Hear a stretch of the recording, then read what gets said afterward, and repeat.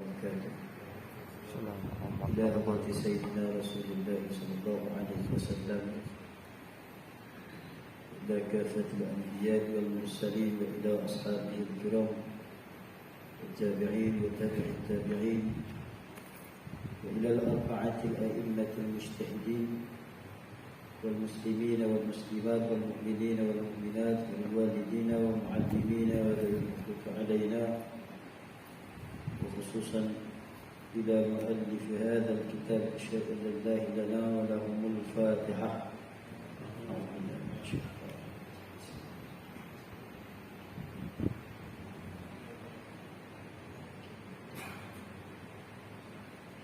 إياك نعبد وإياك نستعين.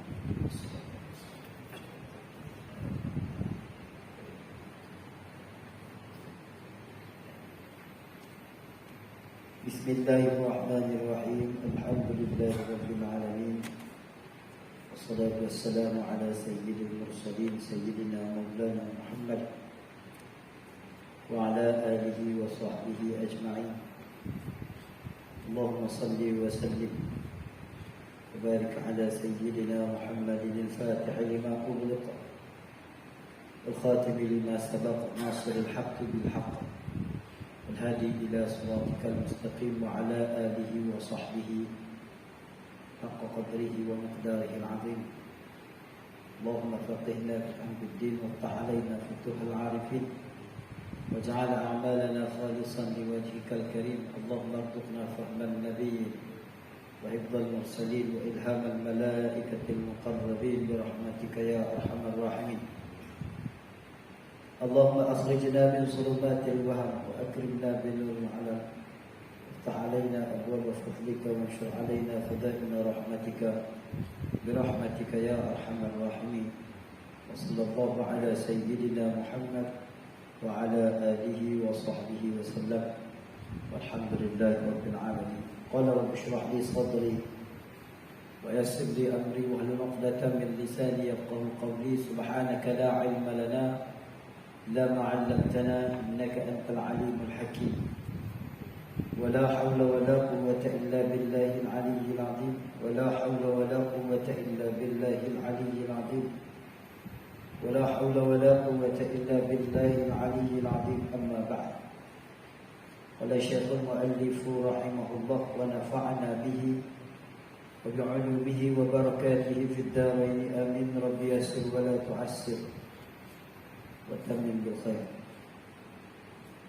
Hadirin jamaah yang dirahmati Allah, alhamdulillah, sama-sama kita panjatkan kesyukuran kehadirat Allah Subhanahu wa taala kerana dengan nikmat akal yang Allah Subhanahu wa taala kurniakan kepada kita, masih lagi kita dapat beriman kepada Allah Subhanahu wa taala dan kita menggunakan akal kita sebaik mungkin untuk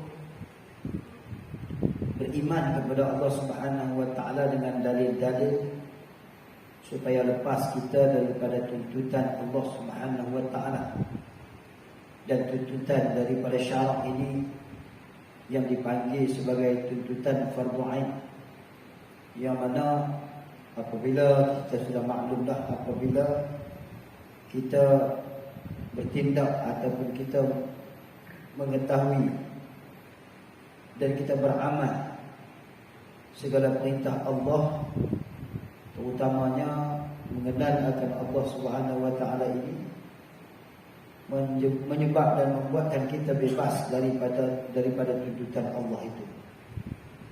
Sudah maklum Allah Subhanahu wa taala perintahkan kita supaya kita kenal Allah, maka sudah tentu mengenal Allah Subhanahu wa taala itu dengan akal dan hati. Maka rugilah orang-orang yang diberikan akal tetapi dia tidak berusaha sebaik mungkin untuk mengenali Allah Subhanahu wa taala. Alhamdulillah, Allah pilih kita, masih lagi Allah pilih kita untuk bersama-sama di dalam majlis ilmu tauhid. Walaupun setelah lama kita bercuti, walaupun setelah lama kita meninggalkan kitab tauhid ini, kita tidak bincang kitab tauhid ini, tapi masih ada lagi minat kita keinginan kita, kesungguhan kita untuk sama-sama kita faham apa yang dibincangkan oleh ulama-ulama di dalam kitab-kitab mereka yang membantu kita melepaskan kita daripada perintah Allah Subhanahu wa taala. Hadirin yang dirahmati Allah, jadi saya pun tak tahu kat mana nanti, saya harap bahawa ada tanda. Kalau tengok tuan-tuan tak ada kitab kan. Jadi tak apa. Soal 5 lah.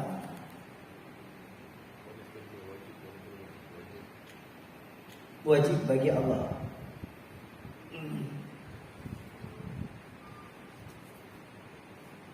Kata musannif rahimahullah,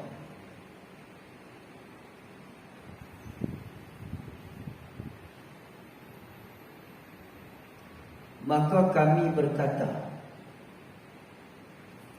wajib bagi Allah Subhanahu wa ta'ala tiap-tiap sifat kesempurnaan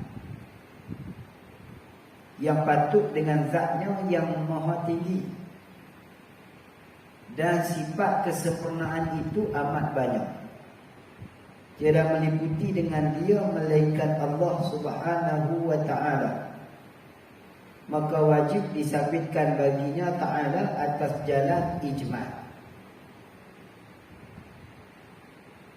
Maka kami berkata, kami ni maknanya tuan guru kita Syekh Ahmad Al-Fatani, dipanggil sebagai Tuan Faridah, pengarang kitab Faridatul Faraid ini. Setelah mana Tok Guru kita sini membincangkan beberapa perkara yang melibatkan dengan wasail ataupun wasilah untuk kita mengenali makna-makna ketuhanan ini, seperti mana yang disebutkan dahulu: wajib, mustahil, jaiz. Bincang makna wajib, bincang pula makna mustahil, bincang pula makna jaiz. Lalu dinyatakan pula tentang aqaid secara ijmal. Akidah ini terbahagi kepada dua. Yang pertama, kita beriman kepada Allah Subhanahu wa ta'ala secara ijmal. Apa makna ijmal? Secara mudah, secara borong, secara ringkas.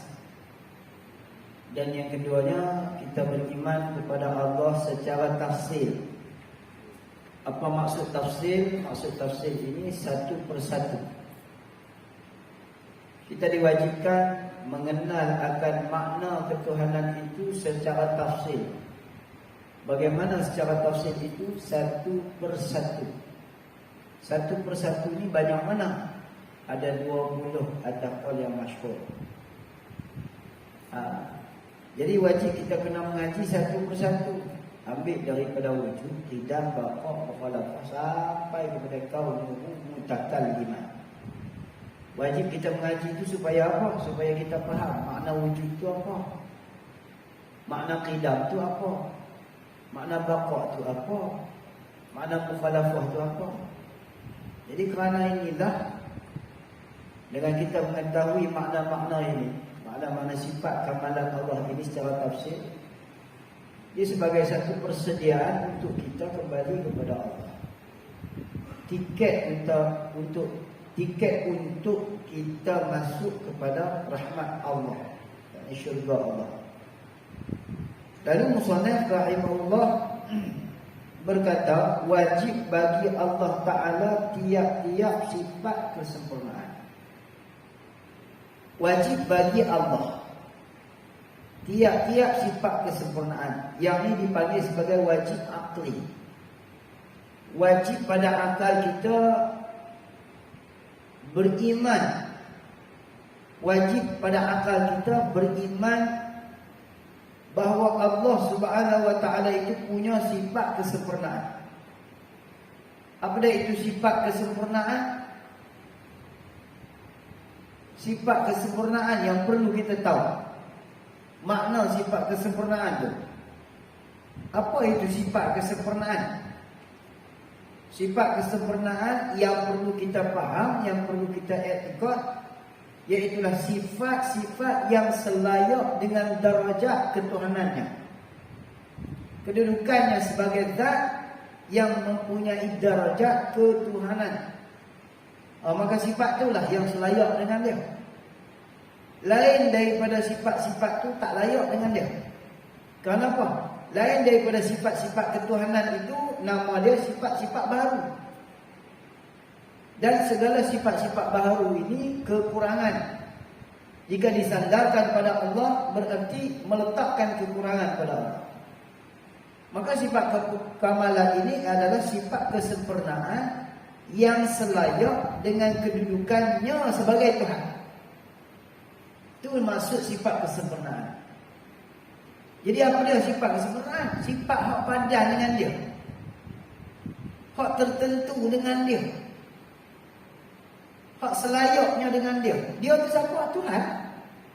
Takkan dia nak pakai sifat kita baru? Tak kena. Takkan kita nak letak sifat-sifat baru dekat Tuhan? Tak kena. Maka sebab itulah kita kena boleh beza yang mana sifat Tuhan dan yang mana bukan sifat Tuhan. Apabila kita boleh membezakan yang mana itu satu sifat Tuhan, yang mana bukan sifat Tuhan, berarti kita dikenal sebagai, kita dipanggil sebagai orang yang kenal Tuhan. Kerana makna kenal itu mampu membezakan yang mana sifat Tuhan, yang mana bukan sifat Tuhan. Dalam kita membincangkan konsep kamalah ini perlu kita faham dua perkara. Bila sebut kata kamalah, Allah Subhanahu Wa Taala itu punya dua perkara, dua ciri. Yang pertama secara ijmal, yang kedua secara tafsir. Kita beriman kedua-duanya wajib. Kita beriman dengan kedua-duanya itu wajib. Cuma secara ijmal, secara borong, secara ringkas ini, kita hanya perlu mengaku bahawa Allah itu Tuhan dan punya segala sifat ketuhanan. Itu saja. Perlukah kita, dituntutkah kita bilang satu-satu? Tidak. Apabila kita mengaku la ilaha illallah, Allah itu Tuhan. La ilaha illallah itu maknanya Allah sahaja Tuhan. Itu maksud la ilaha illallah. La ilaha illallah, Allah sahaja Tuhan. Macam mana Allah tu boleh jadi Tuhan? Pasal Allah ada sifat ketuhanan. Itu maksud dia. Bila kita kata la ilaha illallah, Allah saja Tuhan. Allah jua Tuhan, yakni Allah saja Tuhan. Yang lain tidak selayaknya pada kedudukannya. Itu secara ijmal. Wajib kita beriman bahawa Allah punya sifat ketuhanan yang kita panggil sebagai sifat kamalah. Apa beza sifat kamalah dengan sifat ketuhanan? Tak ada beza apa. Tak ada beza tak lama. Sifat ketuhanan, sifat kamalah, benda tu dah. Sifat ketuhanan menunjukkan kata dia itu Tuhan. Sifat kamalah menunjukkan dia kata dia itu kamal. Kan? Sifat kamalah menunjuk kata Allah itu kamal. Sifat ketuhanan menunjukkan bahawa Allah itu Tuhan yang memiliki. Apa beza antara sifat kamalah dengan sifat ketuhanan? Tak ada beza apa. Nama saja berbeza. Hakikatnya sama, diri dia yang sama. Secara ijmal, kita mengakui bahawa Allah itu punya sifat ketuhanan. Allah itu punya sifat kamalah. Perlu tak bilang? Tak perlu bilang. Dan tak berdosa kalau kita tak bilang dan kita tak tahu satu persatu. Hanya diwajibkan kita mengaku sahaja. Tak susah yang tu. Tapi walaupun kita kata tak susah, ada lagi antara kita yang tak tahu. Tak tahu. Bila tanya apa itu sifat kamalan? Sifat kamalan? Tak tahu sifat kamalan apa. Tak pernah dengar istilah. Apa dia itu ketuhanan? Tak tahu ketuhanan, yang tahu Allah. Itu nama. Itu bukan ketuhanan, yang tu nama bagi zat. Allah tu bukan Tuhan lagi. Allah tu nama. Itu Allah lah. Alif lam lam ha. Siapa kata Allah Tuhan tu sesat. Siapa kata Allah Tuhan sesat. Tu Allah tu Tuhan. Betul ya? Siapa kata Allah tu Tuhan sesat, nombor satu. Dia kata Allah tu lah Tuhan. Hei, itu bukan Allah tu. Tu nama. Allah mana boleh tampal di dinding. Allah mana boleh dilukis. Yang dilukiskan, yang dituliskan itu nama.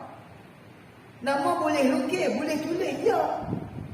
Tapi Allah tak boleh tulis. Allah yang dimaksudkan ialah musamma. Apa musamma bagi Allah? Zat. Musamma bagi Allah zat. Isyaratnya dalam Quran huwa. Qul huwallah. Ada. Qul huwallah. Ada. Huwa itu zat, Allah itu nama. Jadi jangan dikata Allah itu Tuhan. Tak boleh. Allah itu kita cakap tak sama, kita faham dah. Kita cakap tak sama, tapi orang yang menitik beratkan tentang persoalan ilmu, maka dia perlu meneliti benda tu. Adakah Allah itu Tuhan? Belum. Adakah kamu faham Allah itu Tuhan? Kalau kamu faham Allah itu Tuhan, berarti kurang akidah kamu. Tak cukup akidah kamu, tak cukup kefahaman ilmu. Kalau kamu faham Allah itu Tuhan, belum cukup. Kerana Allah itu bukan konsep Tuhan, tapi Allah itu nama. Yang kata Tuhan itu dibincang melalui ketuhanannya. Secara tasamuh, secara mudah kita katakan Allah itu Tuhan. Selesai. Tapi di sebaliknya itu ada lagi konsep perbahasan dan perbincangan. Jadi saya harapkan tuan faham. Apa itu Allah? Nama bagi zat. Apa itu Tuhan? Ketuhanannya. Apa itu ketuhanannya? Istirna, iftiqar. Kita bincangkan dulu. Apa itu kamalat? Kamalat segala sifat kesempurnaan Allah Subhanahu Wa Taala. Banyak mana? Tak terhingga banyak. Yang mengetahuinya hanya Allah. Kita diketahui tak? Tak ketahui. Adakah kita dituntut ketahui? Tak. Tetap langsung tidak dituntut ketahui secara ijma'. Tapi bagaimana pula secara tafsir? Ini ciri yang kedua. Jadi ciri yang kedua ialah secara tafsir. Yang ni ijma' ulama Ahlussunnah wal Jamaah. Semua ulama-ulama ijma' ulama-ulama Ahlussunnah wal Jamaah ijma' bersepakat dan bersetuju mengatakan bahawa memahami satu persatu konsep kamalat Allah yang 13 itu hukumnya fardu ain. Wujud, qidam, baqa, mukhalafah, qiyam ta'ala bi nafsi, wahdaniyah, qudrat, iradah, ilmu, hayat, sama', basar, kalam. Kan? Wujud, qidam, baqa, mukhalafah, qiyam ta'ala bi nafsi, wahdaniyah, qudrat, iradah, ilmu, hayat, sama', basar, kalam. 13. Ini wajib fardu ain. Tidak ada khilaf. Yang duk khilaf kan tak tahulah dia khilaf dengan siapa. Jadi kita kena jaga. Yang ni konsep yang kedua, iaitulah memahami sifat ketuhanan secara tafsir. Saya cuma malam ni kita kata lebih kepada mengulang kaji. Kita dah bincang hari itu yang ni, tapi kita ulang kaji. Maklumlah lama kan. Refresh. Kalau komputer laptop itu dia ada refresh button, refresh dia. Maka kita perlu refresh balik lah. Saya bersangka baik dengan tuan-tuan, bahawa tuan-tuan tak lupa. Bukan tuan-tuan itu bukannya tak tahu, tapi mungkin tak disegarkan semula. Maka perencahnya malam ni kita segarkan. Kita ulang balik berbetulan dengan tajuk kita.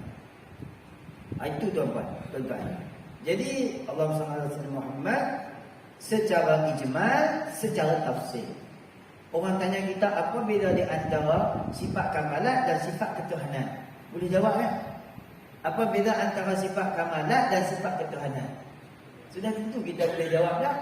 Kita sudah maklum tadi apa itu sifat kamalat, sifat kesempurnaan Tuhan. Banyak mana? Banyak Tuhan tak tuntut kita tahu. Tuhan tuntut kita mengaku saja secara ijmal. Tapi jangan lupa kerana ada perintah Tuhan. Ada perintah Tuhan, ada sebahagian sifat kamalat Allah yang Tuhan tuntut kita tahu. Apa dia? 13. Hak 20 tu tak apalah. Kalau kita mengaji lebih lagi bagus.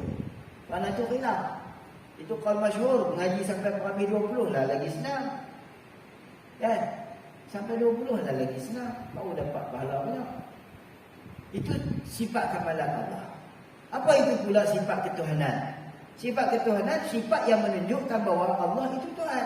Zatnya itu Tuhan. Kedudukan yang selayak dengan dia sebagai Tuhan. Kenapa? Dia ada sifat itu. Apa sifat ketuhanannya? 2. Istirna, iftiqar. Lepas tu barulah akan diceraikan, dihuraikan, diperincikan satu persatu. Allahumma salli ala sayyidina Muhammad. Jadi ilmu ni adalah ilmu yang sangat beruntung bagi orang yang bersungguh-sungguh untuk mempelajarinya, kerana dia adalah tiket untuk menuju kepada syurga. La tasihul ibadah illa bi ma'rifatil ma'bud. Tidak sah ibadat yang kita buat melainkan setelah kita kenal siapa Tuhan yang kita sembah. Baik, jadi sifat kesempurnaan. Apa sifat kesempurnaan? Sifat kamalan. Allah itu kamal. Allah itu kamal. Apa makna kamal? Zat dan sifatnya itu sudah kamal. Jangan kita faham sifat kamalan. Saya ulang sekali lagi. Dulu saya sebut dah. Saya ingat dulu 3 bulan, 4 bulan lepas lah. Kan?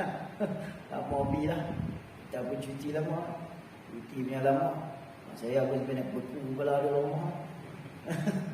Gagah dia juga boleh buat kuliah-kuliah online kan lah. Ada orang tu minta buat kuliah. Gagah-gagah lah. Rajin juga lah kita pun. Tu. Jadi lama kan, bila lama ni tak asah ni maklumlah macam-macam dia lupa kadang-kadang istilah-istilah. Dia lupa, kita pun kena rajin sangat. Ada lupa kitab lah. Orang kampung macam tu juga lah, tukar rajin. Tukar ada majlis, tukar kitab. Tak ada majlis, biar kitab dalam majlis. Macam tu ada lah. Kan? Sama lah kita sama. Saya ni cakap boleh kan? Boleh baca. Kalau kata ada boleh, buat ambil kitab baca. Harap tak tengok pun. Hak mana ada lah. Kalau saya tengok pun tuan-tuan tak boleh faham pula lagi. Kan? Kalau saya tengok kitab, bincang dan sebelum saya tengok kitab, saya baik bincang dengan tuan-tuan pun tuan-tuan tak faham. Tu. Baik saya tak kena tengok. Kenapa? Cerita ada dalam ni sudah lah. Ada yang kita. Kalau tak mengajar, tak baca kitab saya. Maknanya kita serupa. Lagu itulah. Tak apa. Jadi yang penting masuk. Yang penting masuk. Sama ada orang yang dengar ataupun orang yang mengaji, yang penting faham. Itu matlamat dia. Ilmu tauhid ni nak belah pandai makna, bukan nak belah pandai kata. Erti makna tu.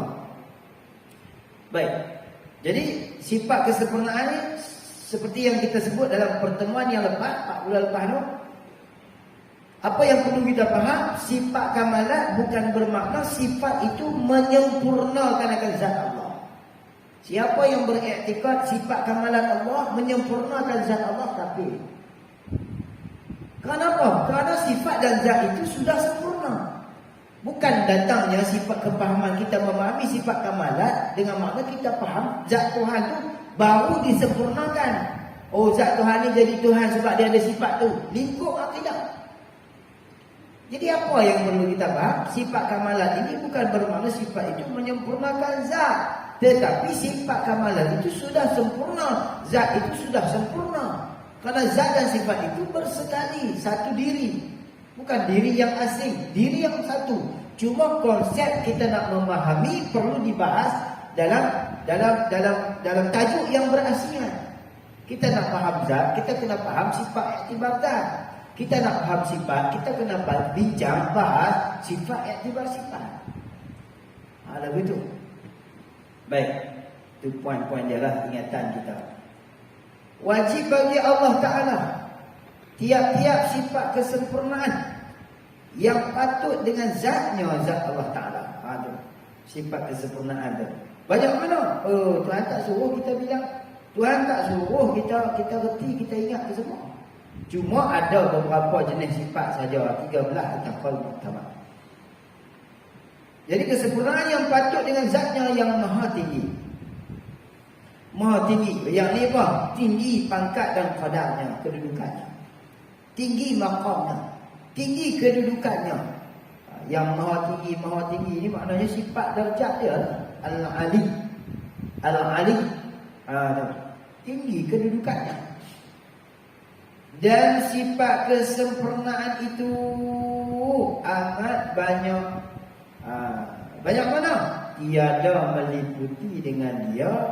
Yang ni tiada menghingga. Menghingga ni tak dapat nak bilang, tak dapat nak menghitung dengan dia, melainkan Allah Subhanahu wa ta'ala. Jadi di sini ada sikit kegusaran ataupun kita kata kekelabuan lah. Kalau kita buat timbul soalan, akan jadi timbul kelabu. Mungkin kita tak nampak, tapi ulama lebih awal juga membahaskan kitab ni. Jadi dia kata tiada meliputi dengan dia melainkan Allah. Jadi kita ni tak boleh nak hitung sifat kesempurnaan Allah, kerana Allah tidak menyatakan semua sifat kesempurnaan Allah. Jadi berarti kita tidak tahu. Maknanya yang hanya mengetahui sifat kesempurnaan itu hanyalah Allah.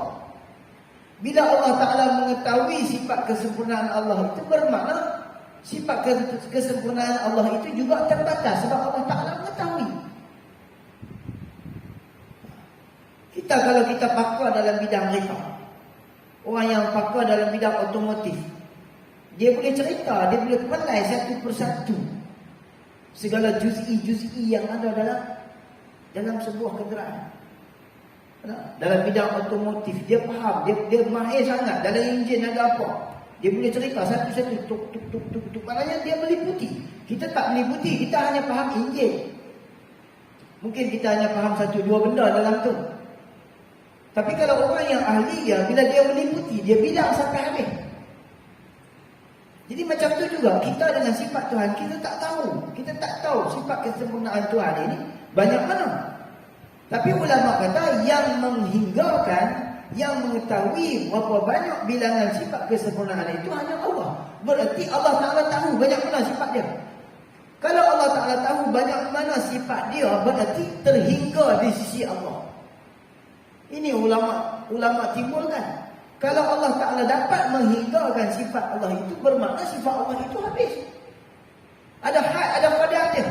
Maka di sini timbul persoalan. Apakah maksud perkataan bahawa Allah Subhanahu Wa Taala itu sahaja yang mengetahui berapa banyak sifat kemalan dia? Maka kata ulama, sebahagian daripada kata ulama mengatakan Allah mengetahui akan sifat yang menghinggakan dan yang dapat menghitungkan sifat pengetahuan Allah itu hanya Allah semata. Bermaksud Allah mengetahui segala sifat kesempurnaan Allah Subhanahu Wa Taala itu tidak pernah habis. Itu maksudnya. Yang menghitungkan itu hanya Allah. Allah mengetahui bahawa sifat kesempurnaan Allah itu tidak pernah luput, tidak pernah habis, tidak pernah luar. Infinity.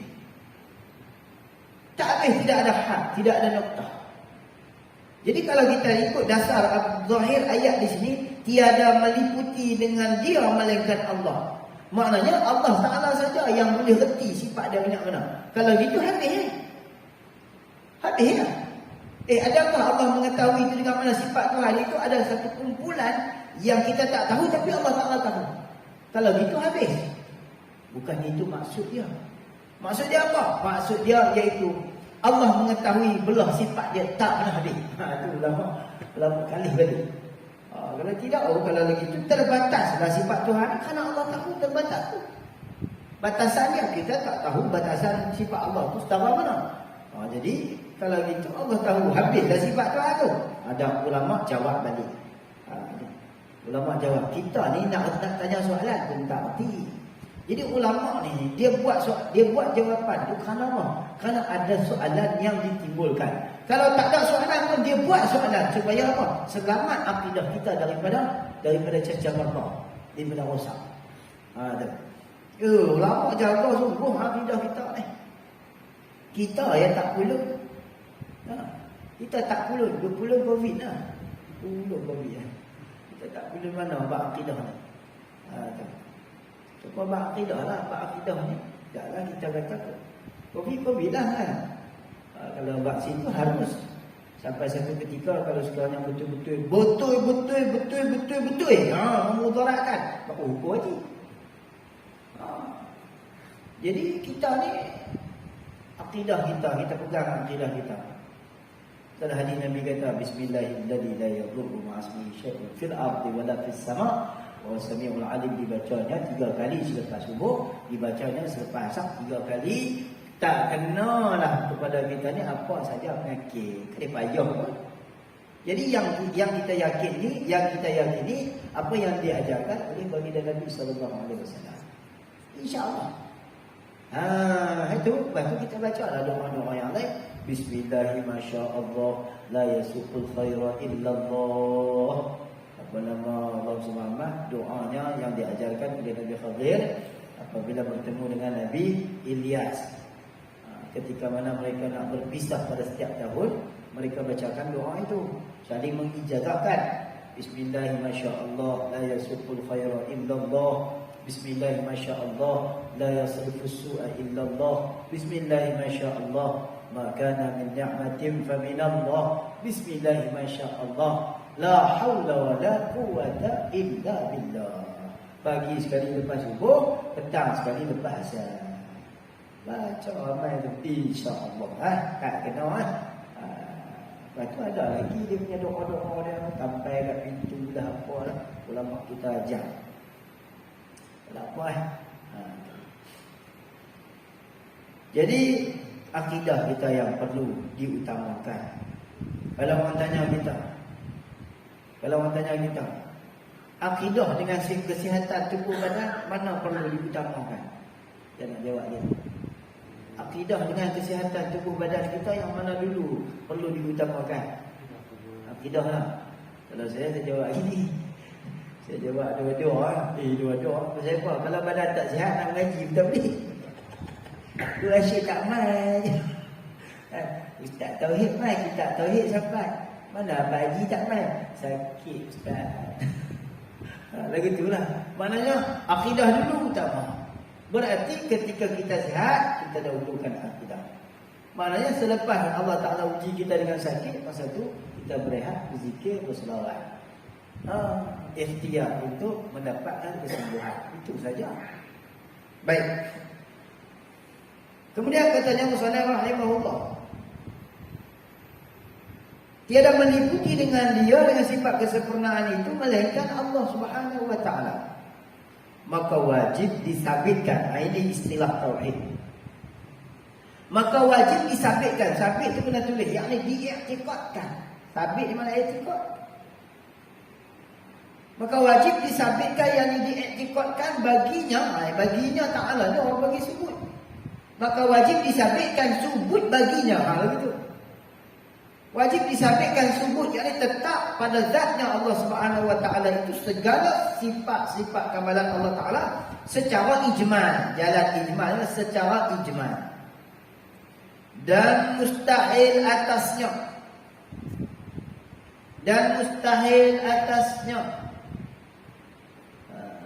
InsyaAllah nanti kita cik. Kau boleh belajar bagi sembilan. Saya tak tahu. Tanya sedikit Boleh lagi ke boleh dah? Kalau boleh lagi kita baca. Kalau boleh dah, elok sampai stesen. Boleh dah? Boleh lagi? Boleh belajar sikit lagi? Oh ya. Semalam saya di Sarawak sampai pukul 9. Tapi jangan tiru kalau kita baik. Dan mustahil atasnya Ta'ala tiap-tiap sifat kekurangan. Apa dia kekurangan ni? Kelekehan, naqais. Apa makna mustahil? Mustahil ini tiap-tiap perkara, tiap-tiap sifat yang kita takdirkan, tiap-tiap sifat yang kita gambarkan, supaya kita mengisbatkan akan sifat yang wajib itu milik Allah. Mustahil ini kita gambarkan sahaja. Untuk apa? Untuk kita nak mengisbatkan sifat yang wajib itu pada Allah. Kita nak letakkan pengakuan yang wajib ini semata-mata tak boleh. Melainkan kita kena renungkan mustahil ini. Adakah Allah ini dengan derajatnya sebagai Tuhan, adakah Allah ini punya sifat kekurangan? Mana boleh. Adakah boleh Allah punya sifat kekurangan? Tak boleh. Itu mustahil. Bolehkah Allah bersifat dengan mustahil? Mesti tidak. Ada. Bolehkah Allah Ta'ala ada padanya sifat mustahil? Mesti tak boleh. Ada. Tentu tidak ada sifat mustahil di zat Tuhan. Itu kata mustahil. Jadi mustahil ni kira bicara dia belah mana? Kira bicara dia supaya kita dapat mengiktikadkan yang wajib. Orang duk risau, orang duk pening, duk bincang mustahil ni sampai pening-pening. Adakah perlu kita iktikadkan mustahil? Adakah perlu kita beriman dengan mustahil? Macam mana beriman dengan mustahil? Macam mana kita iktikadkan mustahil? Adakah dituntut atas kita i'tikad mustahil? Mustahil ni ambil tahu ya, bukan semua i'tikad. Ulama-ulama kata mengaji mustahil ni nak ambil tahu kata benda tu tak ada ni tuan. Sebab apa kita ni dituntut mengaji mustahil? Sebab kita nak i'tikad wajib tu. Maka sabit tadi kan, maka wajib disabitkan baginya Ta'ala atas jalan ikmal. Sabit apa? Sabit segala sifat-sifat kekamalan Allah Ta'ala, sifat-sifat ketuhanannya. Sebab kita nak sabitkan, kita nak buh hijau di pisang tu gergam, maka kita kena cabut buang dulu kuning. Istilahnya begitu. Mana boleh buh hijau, mana boleh buh kuning sedangkan warna lain tu ada. Mana boleh kita nak letakkan Allah itu sebagai Tuhan kalau sekiranya kita tidak faham konsep ketuhanan Allah. Dan mana boleh kita nak menafikan mustahil itu daripada Tuhan kalau sekiranya kita tidak faham konsep ketuhanan Allah. Lalu kedua-duanya wajib dipelajari. Mengaji tentang sifat yang wajib pada Allah itu wajib. Mengaji tentang mustahil juga wajib. Oh, dia kata dah mustahil ni tak ada di Tuhan tu, mengaji buat apa? Ada orang tanya tu. Penat saja Ustaz buat tu banyak kan kita buat tentang apa? Duk tulis mustahil tu, orang kaya mustahil ni saja setengah muka dah. Mu tak faham. Mu nak kata ayam tu jantan, mu kena kenal betina tu mana? Mu nak kata ayam tu betina, mu kena kenal jantan tu mana? Mu nak kata ayam ke itik, mu kena kenal ayam itik tu mana? Ni mak hang suruh pergi tangkap ayam, hang pergi tangkap itik. Gaduh-gaduh hang pergi tangkap dewa pergi apa? Tak kenal gaduh, tak kenal. Jadi apa fungsi dia? Kita mengaji mustahil ni, kita faham mustahil sebab fungsinya, sebab kita nak i'tikad sifat-sifat ketuhanan. Mudah saja. Duk pening mustahil ni segala apa duk istilah mustahil payah-payah tak gaduh. Cara orang awam macam kita ni mudah saja. Apa sebab kita perlu mengaji faham mustahil ni? Sebab Allah Ta'ala perintah kita i'tikad sifat yang wajib. Kenapa? Apa kaitan kita ni nak i'tikad sifat yang wajib? Kita kena faham mustahil. Iyalah kalau kita tak faham mustahil, nanti kita ambil mustahil tu pibuh kata wajib. Itu ya. Padahal dia dalam kategori mustahil. Apabila dia selayaknya dalam kategori mustahil, maka kita i'tikadkan bahawa dia bukan sifat Tuhan. Itulah akuan kita. Itulah akuan kita bila kita kata mustahil bukan sifat Tuhan. Seperti mana kita kata bertempat. Tuhan ni berada di atas arasy. Itu mustahil. Bila kita kata Tuhan ini di mana? Tuhan tidak di mana-mana. Kenapa? Mana-mana itu adalah menunjukkan kepada tempat. Di mana Allah? Di atas langit. Bodoh. Di mana Allah? Di atas langit. Bodoh ni. Kita kata dia bodoh dulu, bukan kita kata ni kafir ni. Jangan. Barangkali mungkin dia tak pernah didedahkan. Cuma kita kata hang ni semabul ke apa ke? Hang ni salah fikir ke apa ke ataupun salah guru. Tapi kalau orang yang jenis terah sikit, Allah di atas langit lah. Tuhan sendiri habang Ar-Rahmanu 'alal 'arsy istawa. Ikut lagi ke mana tu arah? Allah 'alal 'arsy istawa. Allah berada di atas arah. Allah bersila di atas arah. Lebih menyedihkan lagi, Allah bersila lendik di atas arah. Jadi lebih menyedihkan lagi. Jadi kalau setakat dia kata Allah di atas langit, kita boleh takwil lagi. Kita boleh kata ni salah info ni. Lepas tu gamak-gamak ni dia kata dia bodoh kot hang. Ajak mengaji tak mau, jom lagi mengaji. Untuk itulah tujuan kita mengaji mustahil. Yadullahu fawqa aydihim. Allah kata kepada Nabi Nuh, wasna'il fulka bi a'yunina. Wahai Nuh, bikinlah bahtera bahtera itu dengan mata kami. Mata kan mata-mata. Bukan mata tapi mata-mata. Pengawasan. Mata-mata kan pengawasan. Bukan Allah itu ada mata. Ada kata Allah ada mata, apa siapa? Tuhan kata dalam Quran. Allah ada tangan, apa siapa? Tuhan ada kata dalam Quran. Bukan itu maksudnya. Jadi itu semua sifat baru. Wajaa rabbuka wal malaku saffan saffa. Allah Tuhan datang telah datanglah Tuhan engkau bersama dengan para malaikat itu berbaring-baring. Allah duduk depan kau, Allah duduk belakang. Sudah tentulah Allah itu berada di belakang. Kenapa? Kerana malaikat itu eskortnya depan belakang. Depan pun ada, belakang pun ada. Kalau Tuhan itu duduk depan, bodoh juga. Kan? Jadi semuanya itu mustahil. Apa tujuan kita mengaji sifat-sifat mustahil? Kerana kita nak i'tikad sifat yang wajib ni adalah sifat Tuhan. Itu saja. Habis sifat mustahil ni kita nak kena i'tikad ke dak? Sifat mustahil ni ambil tahu saja. No, sifat mustahil ni ambil reti saja. Ambil faham saja. Adakah perlu i'tikad? Tak perlu. Apabila kita mengiktikadkan sifat wajib, itu satu akidah. Apabila kita menafikan sifat mustahil, itu akidah yang kedua. Berarti kalau 20 sifat yang kita pelajari, maknanya sudah 40 akidah yang kita akui. Betul tak? Kerana satu sifat ada 2 akidah. Akidah yang pertama mana? Allah bersifat wujud. Apa itu wujud? Zatnya. Allah itu tidak bersifat dengan mustahil. Apa dia? Allah itu tidak bersifat dengan tiada. Berarti Allah itu ada. 2 akidah. Qidam. Allah bersifat dengan qidam. Apa itu qidam? Qidam. Allah itu zatnya sedia. Apa makna sedia? Bukan baharu. Apa makna baharu? Baharu itu dulu tak ada. Kemudian timbul baru ada. Adakah zat Allah itu? Tidak. Adakah Allah itu dulu tak ada, sekarang ada? Tidak. Habis berimannya Allah itu sentiasa ada. 2, mustahilnya baru. Apa baru? Allah itu dulu tak ada. Jadi adakah Allah baru? Tidak. 4 dah. Mana dalilnya? Baru alam ini. 4 dah akidah. 2 sifat, 4 akidah. 1 sifat, 2 akidah. 20 sifat, 40 akidah. Tambah 1 harus 41 akidah. Kan selesai 41. 41 itulah nak bawa masuk kubur. Man Rabbuka. Bukan jawapannya Allah Rabbi. Kalau jawapan Allah Rabbi terlalu mudah.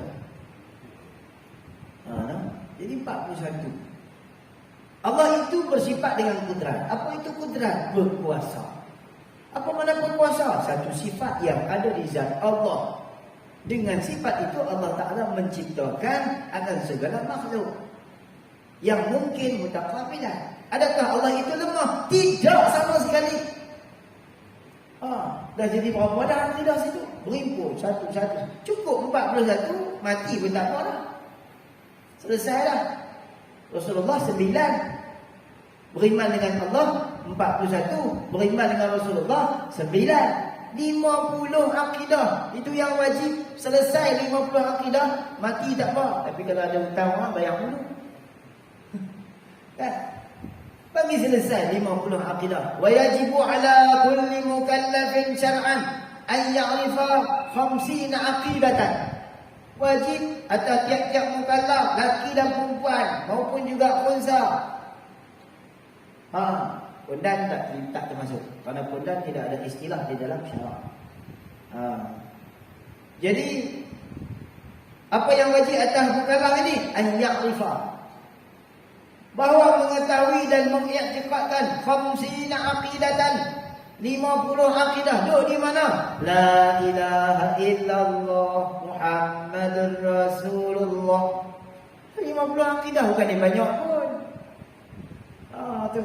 Maka beruntunglah, baguslah surau masjid yang banyak duk bincang kitab-kitab tauhid ini. Bagus, beruntunglah tuan-tuan. Surau masjid yang duk banyak bincang kitab-kitab tauhid ni. Gitu untung. Guru saya pesan bantu dan ajak orang masuk syurga. Walaupun kita pun secara peribadi kita pun belum tentu. Kita pun tak tahu kita ni duduk kat mana. Tapi bila kita mengaji Tok Guru besar, ajaklah orang masuk syurga. Macam mana Tok Guru nak ajak orang masuk syurga? Kempen mengaji tauhid. Kempen mengaji sifat 20. Alhamdulillah Putrajaya ni dah jadi medan ilmu. Tapi kenalah susun bagi kenalah. Sifat 20-nya, fiqahnya, tasawufnya, sekali-sekala tafsirnya, hadis. Jangan pergi hadis dulu, tak kena weh. Jangan pergi tafsir dulu, tazkirah dulu. Itu hawa nafsu tu. Itu hawa nafsu. Nak mengaji ilmu tauhid ni. Nak mengaji. Baik. Jadi mustahil atasnya ta'ala itu tiap-tiap sifat kekurangan. Apa kekurangan? Keletihan. Dan yaitu kekurangan tu amatlah banyak. Tiada menghinggakan dia melainkan Allah Subhanahu wa taala. Maka wajib disucikan dia ta'ala daripadanya. Okey, ini satu juga perkara yang perlu kita faham. Wajib disucikannya daripada dia. Contoh macam kita kata subhanallah. Apa maksud dia? Terjemahannya Maha suci Allah. Subhanallah. Maha suci Allah, itu terjemahan dia. Jadi apa maksud Maha suci Allah? Tuan-tuan faham macam mana Maha suci Allah? Maha suci Allah. Adakah kita menyucikan di Tuhan itu sifat kekurangan? Tuan-tuan faham benar. Kita kata subhanallah, maha suci Allah, maha suci Allah. Nak cuci di Tuhan ke cuci dalam perut kita? Yang kita duk kata subhanallah tu cuci di mana? Cuci di Tuhan ke cuci di dalam perut kita? Gimana?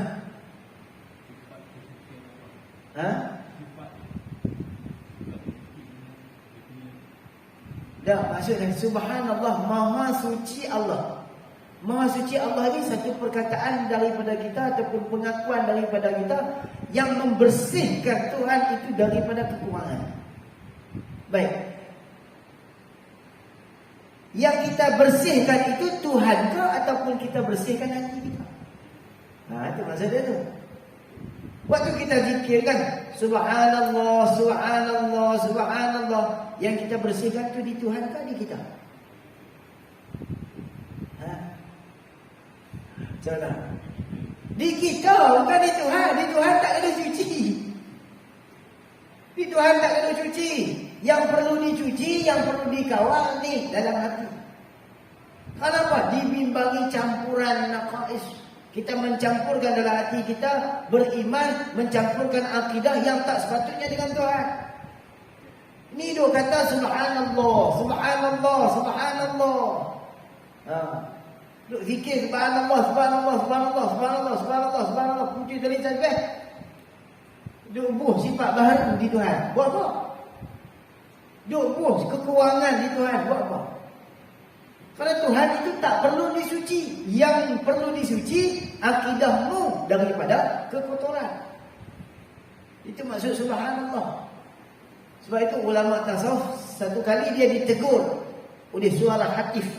Ada seorang ulama sufi, tiba-tiba datang satu suara. Subhanallah, dia duduk zikir subhanallah. Hei, Tuhan tak kena disuci, yang perlu disuci hatimu. Bukan Tuhan. Allah Ta'ala itu tetap Tuhan. Dia Tuhan tetap Tuhan. Tak perlu disuci. Habis yang kita duduk kata subhanallah tu, kita kata subhanallah, yang pertama kerana apa? Kerana beribadat. Yang kedua, kerana membersihkan jiwa kita. Macam mana nak bersih jiwa kalau akidah tak pernah belajar? Tak tahu apa yang nak dibersihkan. Tak tahu apa yang nak disingkirkan daripada hati dia. Ini yang problem. Baik. Maka wajib disucikan ta'ala daripada kekurangan atas jalan ijma'. Tu kita dah kata subhanallah, subhanallah, subhanallah. Itu cuci secara ijma' itu. Dan dalil atas demikian itu bahwasanya jikalau tiada bersifat ia dengan segala sifat kesempurnaan, nescaya bersifat ia dengan segala sifat segala lawannya. Kalau Allah tidak bersifat dengan segala sifat-sifat yang wajib dan sifat-sifat kesempurnaan, sudah tentu segala lawannya itu berada. Maknanya dia bukan Tuhan lah, senang cerita. Adakah patut dia bukan Tuhan? Dah kita mengaku kata dia Tuhan, maka tak adalah sifat kekurangan tu. Tiba-tiba ada kekurangan dekat dia. Itu bukan Tuhan. Karena Tuhan tidak masuk sifat kekurangan. Dan kekurangan atas Allah Ta'ala itu mustahil. Tak selayaknya, tak sepatutnya dengan Tuhan. Kerana jikalau bersifat ia Allah Ta'ala dengan kekurangan, nescaya tiada menjadi ia akan suatu daripada alam ni. Yang lemah mana boleh jadi Tuhan? Yang lemah mana boleh jadi Tuhan? Apabila yang lemah itu bukan Tuhan, bermakna dia tidak menciptakan alam ini. Sedangkan alam ini sudah ada. Habis siapa yang menciptakan alam ini? Sebenar-benar Tuhan yang menciptakan alam ini. Siapa? Allah. Karena Allah tidak punya sifat kekurangan.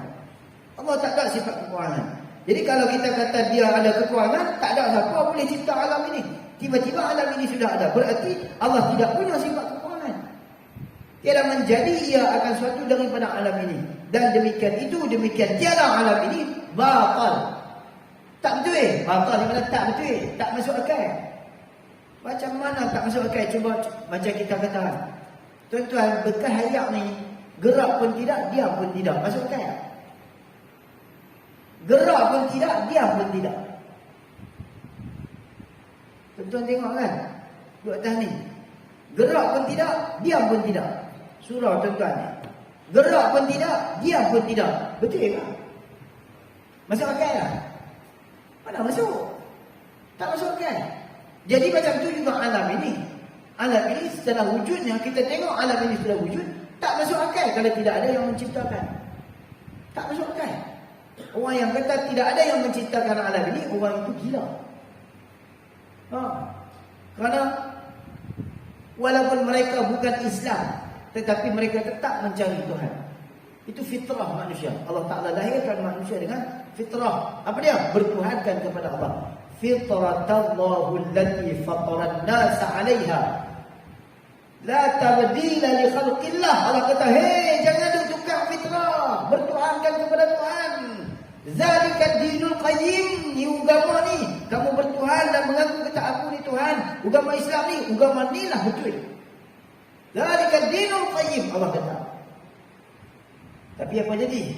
Ramai orang yang melupakan janji Tuhan. Alastu birabbikum.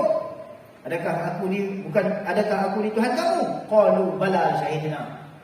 Apa kata, ya kau lah Tuhan. Keluar mai jadi manusia. Ana ba'dhuha mukmin wa ba'dhuhum kafir. Sebahagian daripada mereka itu beriman, sebahagian daripada majoritinya adalah kufur. Itu Allah Ta'ala nak tunjukkan kekuasaan Allah. Lagi katanya, tidak menjadi ia akan sesuatu daripada alam ini. Ia saya baca lagi sikitlah.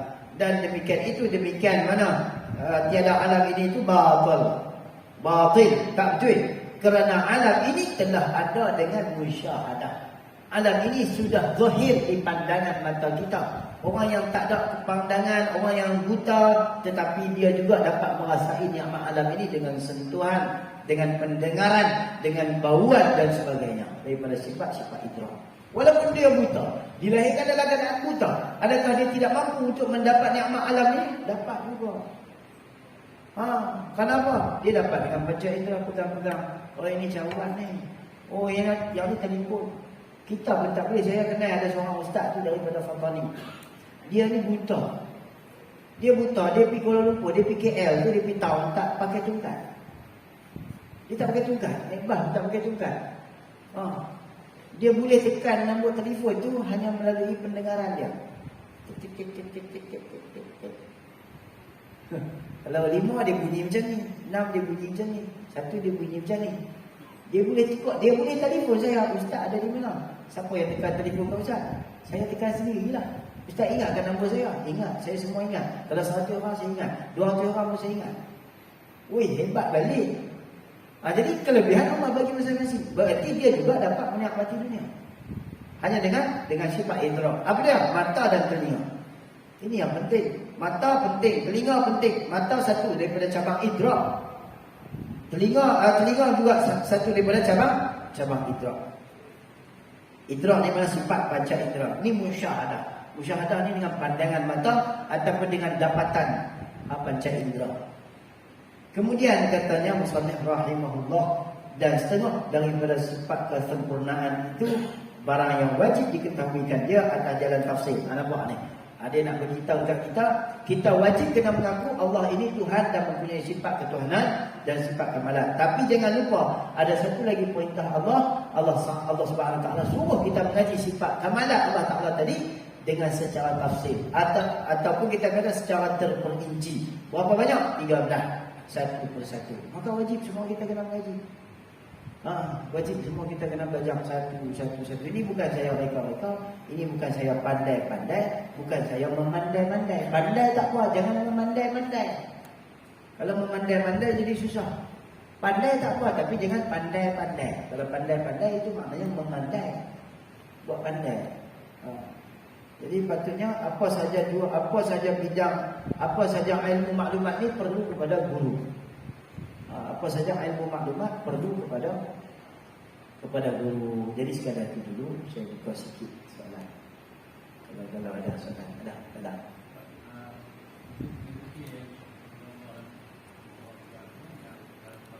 Ya.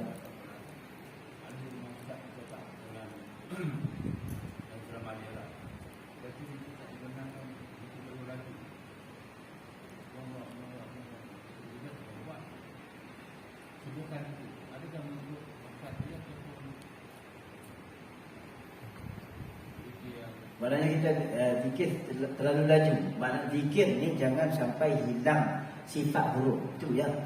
Subhanallah, subhanallah, subhanallah, subhanallah. Itu hilang. Kalau subhanallah, subhanallah, subhanallah, subhanallah, subhanallah, subhanallah, subhanallah, itu tak hilang sifat huruf. Maknanya kalau hilang sifat huruf, tak ada pahala. Begitu juga dengan setiap kali kita dengar. Tuan-tuan bisa dengar tak orang zikir La ilaha illallah. Betul lah kan? La ilaha. Cuba saya sebut ni, tuan-tuan bayangkan huruf. Ada tak salah dia? Dari segi sudut tulisan dan bacaan. La ilaha illallah. La ilaha illallah. La ilaha illallah. Salah ke betul? Betul kan? Satu lagi.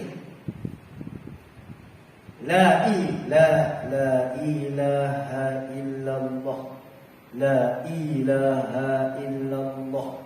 La ilaha illallah. La ilaha illallah. La ilaha illallah. La ilaha illallah. Ada orang bisa dengar tak zikir macam tu? Selalu kan? Kampung-kampung tak kira lah, kampung tak kampung pun. La mula-mula elok. La ilaha illallah. Zikir jamaahnya Nuri Tahlil.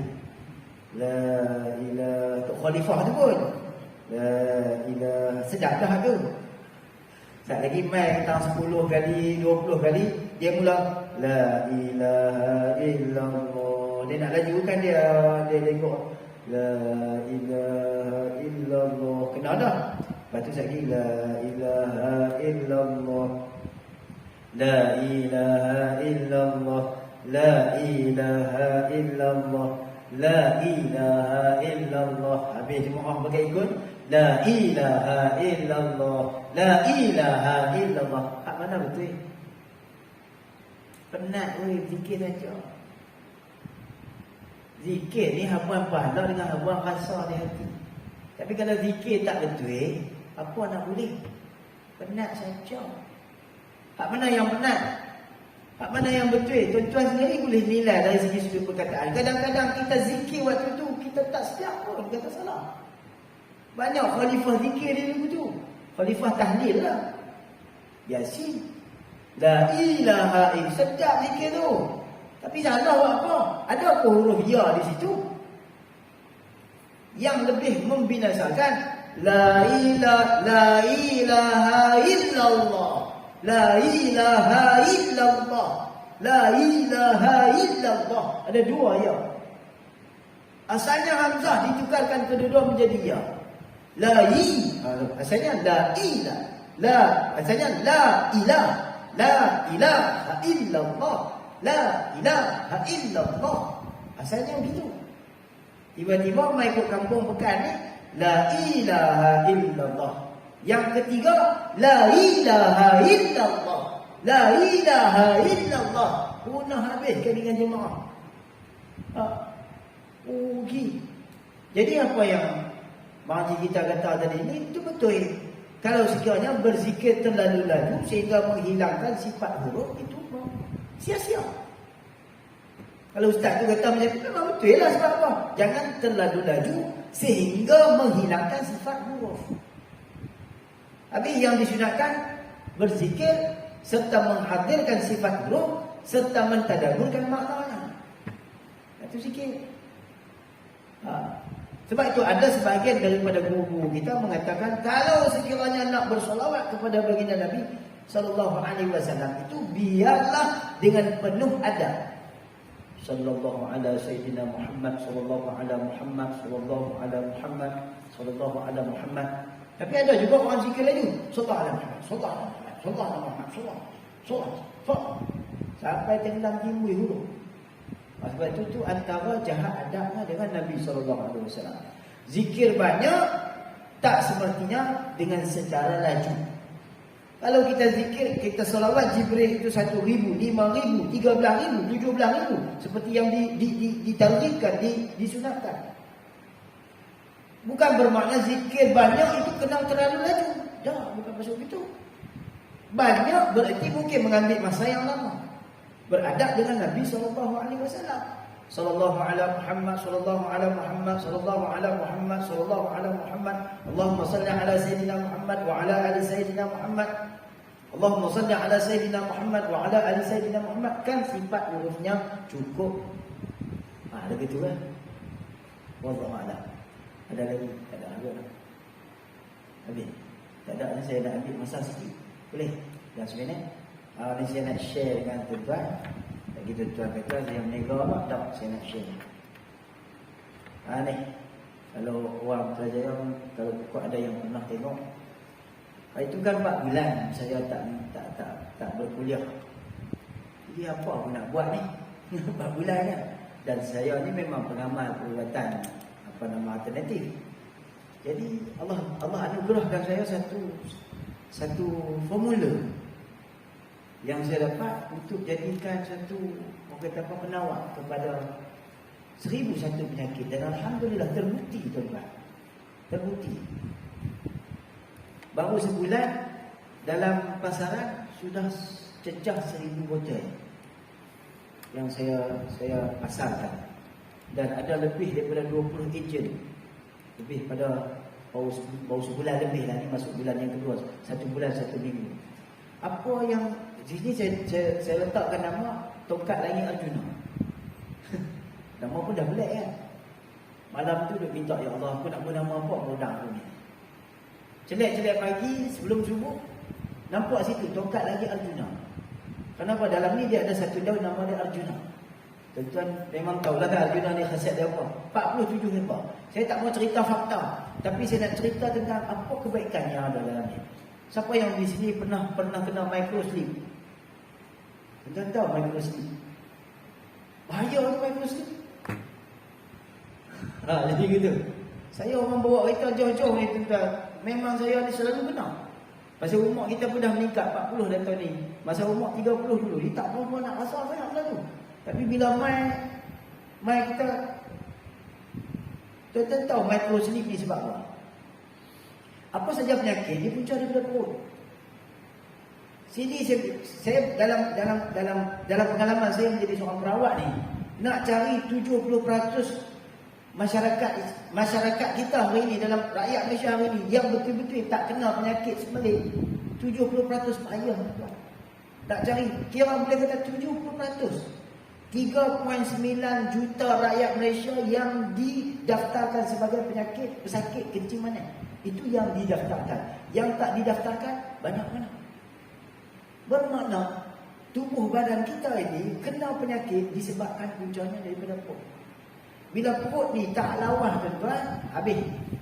Tenaga lelaki kita out, badan kita cepat letih lesu, cepat mengantuk, microslip, bagai-bagai penyakit akan main. Apabila perut kita tak elok. Saya abang satu saja, ringkas, saya nak tutup majlis. Nak tahu tuan-tuan punya kesihatan yang baik, berpandukan kepada najis kita. Kalau najis kita keluar menepati 3 syarat ni, bukan saya suruh ni, kita tahu sendiri itu hak kita. Hak kita. Yang pertama, najis kita keluar seperti mana lemang yang dibelah. Itu yang pertama. Kalau tak ada yang ni, tak sihat orang tu. Yang kedua, dia syarat dia berimpun, bukan satu-satu. Yang pertama, seperti lemang yang dibelah. Kalau tuan-tuan pergi rujuk hospital ke pakar kan, yang ni tak lari tuan-tuan. Yang kedua, dia mesti timbul, bukan tenggelam. No, ni pun ada kebaikan ni sebahagian daripada ibadat. Bukan saya nak berdegar ni. Nak kata kongsi kebaikan.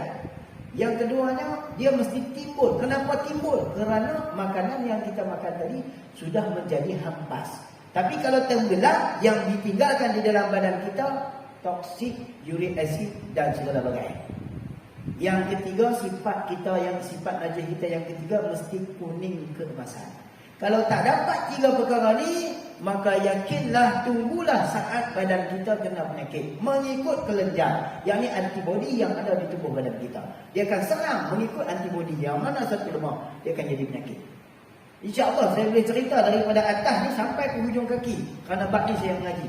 Bab ubatan alternatif ni saya mengaji.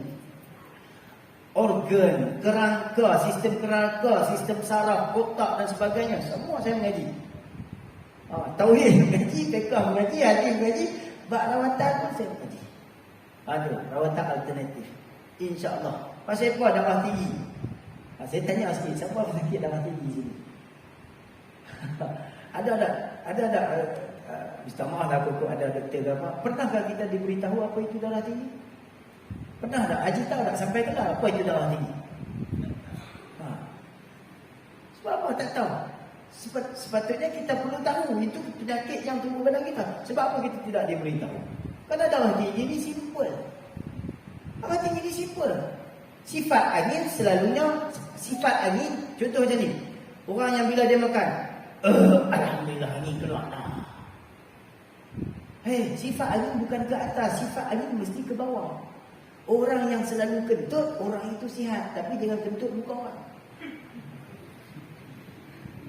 Orang yang kentut, orang itu insya-Allah. Tapi kalau tak kentut, dia akan keras mengempuk. Sekejap lagi dia belahak. Lega angin keluar. Sifat angin bukan ke atas, sifat angin ke bawah mengikut saluran yang betul. Jadi apa itu darah tinggi? Tekanan angin melonjak naik ke atas. Perasan ke tak perasan kita dicek dengan bukan pam darah itu pam angin. Sekejap lagi metalnya. Apa kaitan darah tinggi dengan pam angin? Itu bermaksud ketika angin penuh dalam perut tidak boleh turun ke bawah, maka dia akan tendang naik ke atas. Sama ada dia akan jadi migraine GIT, ataupun dia kena migraine biasa, ataupun dia kena orang panggil darah tinggi, ataupun dia kena kolesterol, boleh jadi. Sebab apa? Angin. Bahaya tuan-tuan, kalau angin tak dikawal dengan cara baik, akan menyebabkan tuan-tuan hidup dalam keadaan tak selesa. Lenguh letih. Lenguh letih, cepat lesu. Maka insya-Allah kita ada solusi dah. Itu keterangan dia sekali. Kalau cerita haji pun jaga. Insya-Allah. Subhanakallahumma wa bihamdik, asyhadu an la ilaha illa anta, astaghfiruka wa atubu ilaik. Bismillahirrahmanirrahim. Wal 'asri innal insana lafi khusr illa alladziina aamanu wa 'amilus shalihaat wa tawassaw bil haqqi wa tawassaw bis sabr. Bismillahirrahmanirrahim. Alhamdulillahi Rabbil Alamin. Wassalatu wassalamu ala sayyidil mursalin Sayyidina Maulana Muhammad wa ala alihi wa sahbihi ajma'in. Allahumma alimna ma jahilna wa dhakkirna ma nasina. Allahumma aghnina bil 'ilmi wa zayyinna bil hilmi wa akrimna bit taqwa wa jammilna bil 'afiyah. Allahumma faqihna fi qalbi din wa 'allimna at-ta'wil wahdina siratal mustaqim. Allahumma ja'al jam'ana hadza jam'an marhuma wa tafarruqana min ba'dihi tafarruqan ma'suma. Wassallallahu ala sayyidina Muhammad wa ala alihi wa sahbihi wasallam. Alhamdulillahirabbil alamin. Taqabbalallahu minkum.